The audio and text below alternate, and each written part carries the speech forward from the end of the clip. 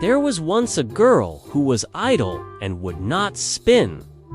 No matter what her mother said, she could not bring her to it. At last, the mother was so overcome with anger and impatience that she beat her, on which the girl began to weep loudly. Now, at this very moment, the queen drove by, and when she heard the weeping, she stopped her carriage and went into the house. She asked the mother why she was beating her daughter so that the cries could be heard out on the road. The woman was ashamed to reveal the laziness of her daughter and said, "I cannot get her to leave off spinning. She insists on spinning forever and ever, and I am poor and cannot procure the flax." The queen answered, "There is nothing that I like better than spinning, and I am never happier than when the wheels are humming. Let me have your daughter with me in the palace. I have flax enough, and there she shall spin as much as she likes."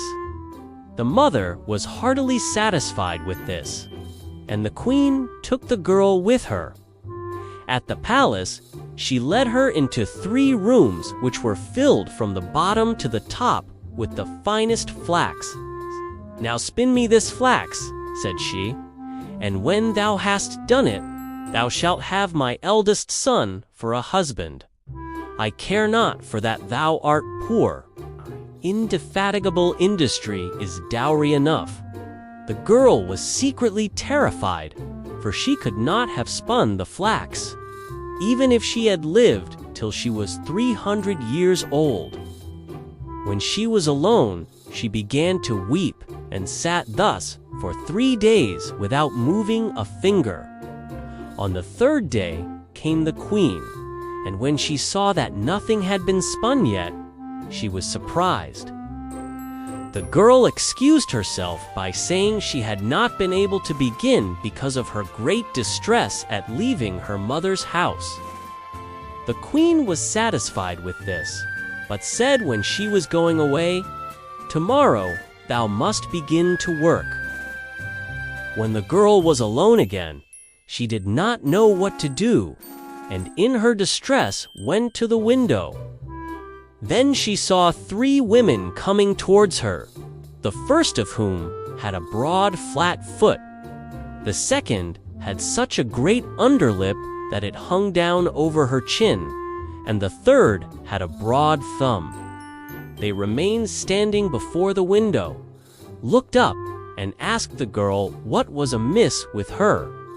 She complained of her trouble, and then they offered her their help and said, "If thou wilt invite us to the wedding, not be ashamed of us, and wilt call us thine aunts, and likewise wilt place us at thy table, we will spin up the flax for thee, and that in a very short time." "With all my heart," she replied. "Do but come in, and begin the work at once." Then she let in the 3 strange women, and cleared a place in the first room, where they seated themselves and began their spinning. The one drew the thread and trod the wheel, the other wetted the thread, the third twisted it, and struck the table with her finger, and as often as she struck it, a skein of thread fell to the ground. The girl concealed the 3 spinners from the queen, and showed her, whenever she came, the great quantity of spun thread, until the latter could not praise her enough. When the first room was empty, she went to the second, and at last to the third, and that too was quickly cleared.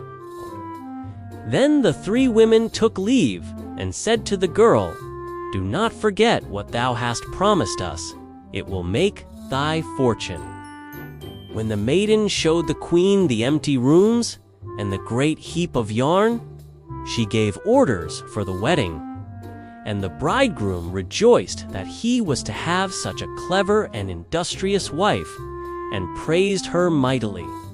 "I have 3 aunts," said the girl, "and as they have been very kind to me, I should not like to forget them in my good fortune. Allow me to invite them to the wedding and let them sit with us at table." The queen and the bridegroom said, "Why should we not allow that?" Therefore, when the feast began, the three women entered in strange apparel.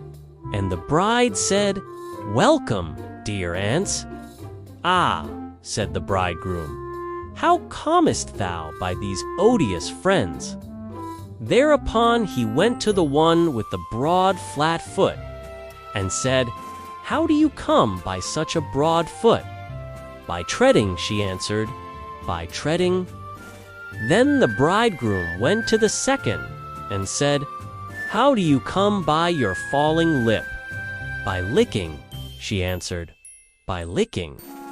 Then he asked the third, "How do you come by your broad thumb?" "By twisting the thread," she answered, "by twisting the thread." On this, the king's son was alarmed and said, "Neither now nor ever shall my beautiful bride touch a spinning wheel."